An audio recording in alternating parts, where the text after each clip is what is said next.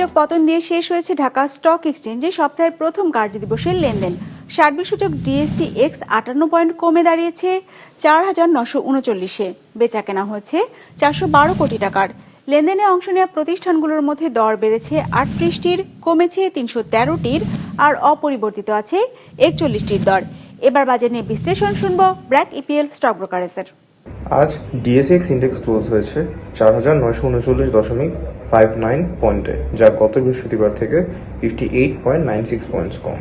আজ turnover wise মার্কেটে নিম্নমুখী প্রবণতা লক্ষ্য করা গেছে, যা গত বৃহস্পতিবারের তুলনায় 3.9% কম। উল্লেখ্য, আজকের সেশনে লার্জ ক্যাপ সেক্টরে নেগেটিভ পারফরমেন্স লক্ষ্য করা গেছে, যার মধ্যে হাইয়েস্ট লস হয়েছে এনবিএফআই সেক্টরে, followed by bank and engineering. Turnover wise top সেক্টরগুলো ছিল যথাক্রমে bank, followed by pharmaceuticals and textiles.